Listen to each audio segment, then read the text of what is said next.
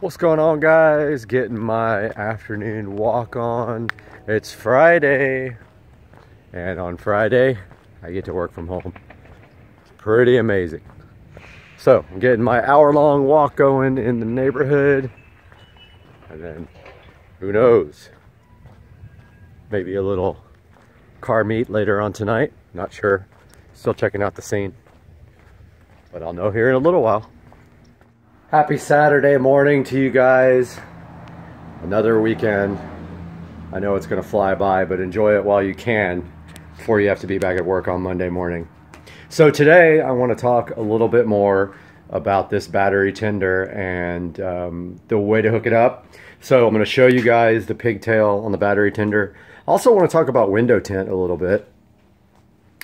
You know, tint is extremely popular on cars. There's a lot of reasons to get your windows tinted.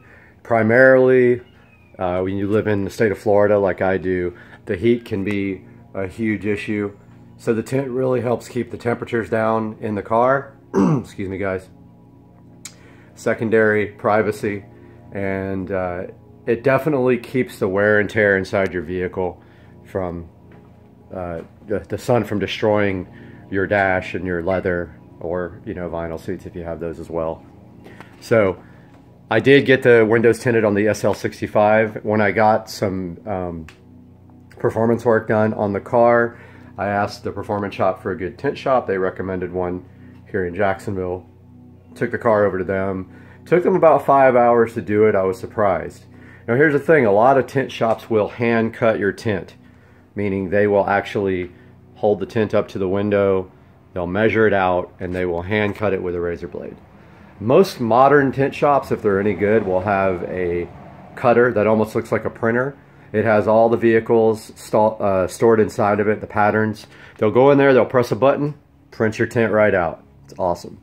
Then all they have to worry about is putting it on the car and getting all the bubbles and stuff out of it. So let's take a look at non-tinted vehicle versus tinted vehicle. So here we go, taking a look at the two vehicles here in the garage. This is a 2009 335i convertible. Notice all the 335 convertibles were hardtops, which is one of the reasons I bought this vehicle. Unlike the 1 Series, which is a soft top convertible. Now you do sacrifice a little weight to have a convertible. They weigh 200 or 300 pounds more than the coupes, but I absolutely love having a convertible in Florida in the summertime. So anyway, off track a little bit, but here's the 335i.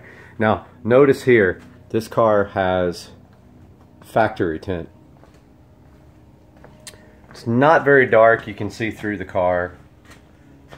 It's okay, it's not terrible. I have not had this car tinted. That is on the list of to do. In fact, I might go do that this week. Let me go ahead and close this garage door so you might have a better idea. First of all, let's look at the other car though before I do that. So this is the 2005 SL65 AMG Mercedes-Benz. So this car has 70% on the front, and I can't remember the percentage on the side. I want to say 20%. And have a look at the difference there. So that one versus that one. And it'll be much more pronounced once I close this garage door and the exterior light can't get through the back window. You'll be able to see that much better. But notice here, 20% versus factory tint. Same on the back windshield here. Back, you can definitely tell the difference there in the tint. So notice here that, you know, this tint is definitely illegal, and you probably will get a ticket in it if a police officer sees you with this tint on the side windows, so I would be careful. If you don't care, a lot of people don't care, one of the best things you can do is if you see a policeman anywhere around you, roll the windows down. That's the best you can do. This car, of course, no issues whatsoever until I take it over this week and get it tinted.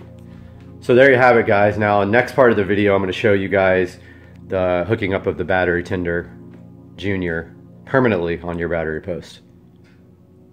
Alright guys, here we have the front battery on the SL65, and you can see right here, somebody put this on sideways. So, unfortunately, now be careful here when you're taking this battery off that you don't touch anything metal with your wrench, or you will know immediately, because you're going to arc it and it's going to be an issue. So now this nut has to come all the way off. So now that that is loose, let me see if I can get, and don't drop your wrenches down your engine bay. See if I can get this on there now. Helps to go the right way. But so this is a positive post. And this one is actually way easier here because someone put it on correctly. Now, of course, this little driver here thing doesn't have any torque whatsoever, so it's not going to get off anything tough. That's what my big Hitachi drill is for.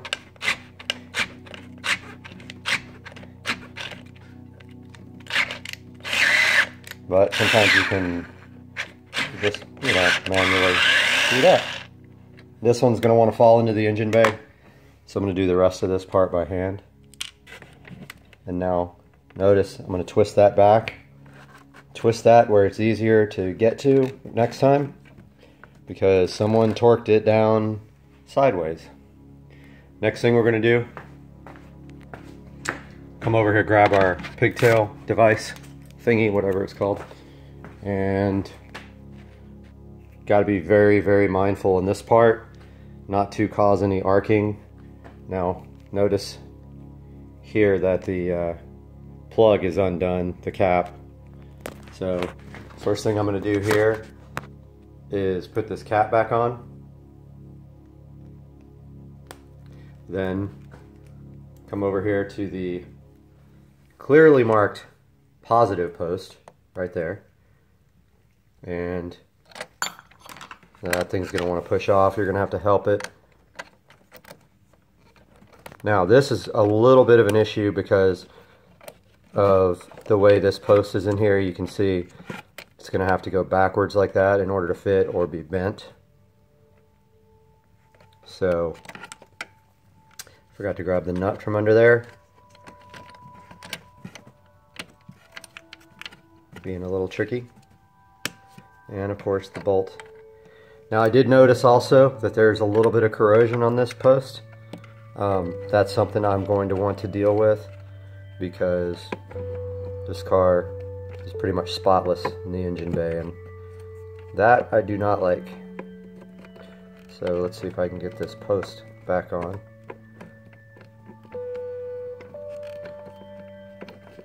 Okay, so now that I've got it on there, we can kind of tuck it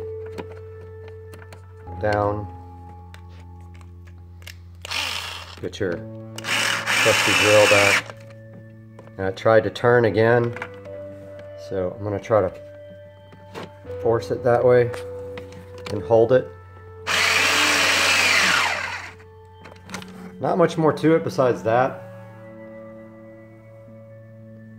Second one's pretty much the same as the first one.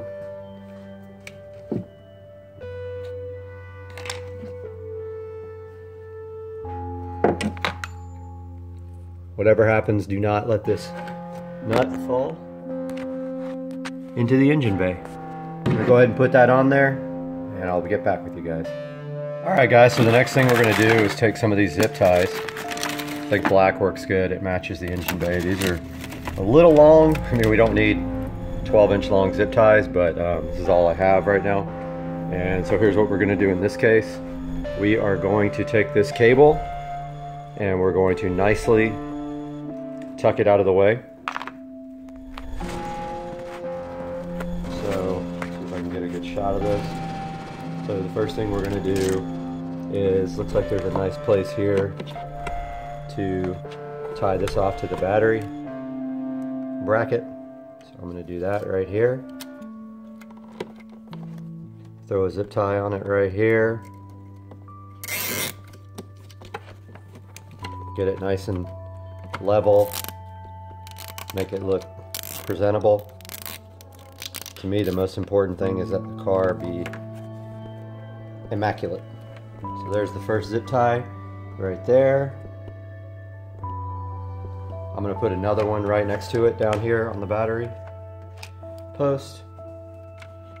It's going to run right along the battery post right here.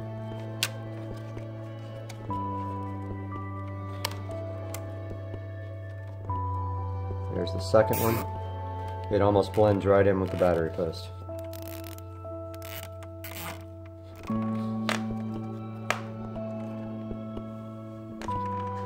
Now, so you have this extra pigtail now laying in here. Best thing to do is kind of just tuck this away, get it out of everything. You can't even really see it now. So let me show you.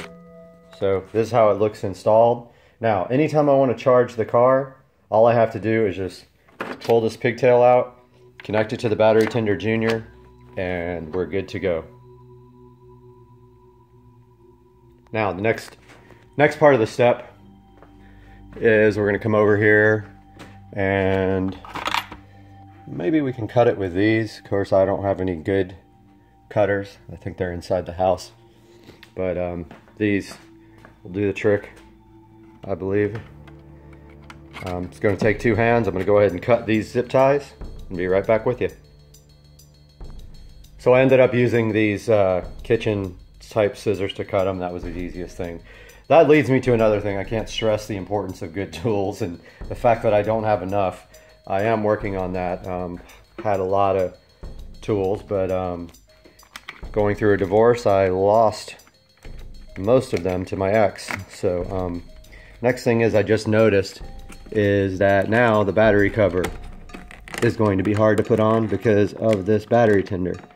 So I'll either figure out a way to get it on there. Yeah, it looks like I got it. Did get it on there. It turned out actually pretty good. So there's the finished product of the pigtail installed. Wow, the car is really dusty. That's what happens when you blow your garage out. So there you have it, guys. That is all for today about the tint and the battery tender.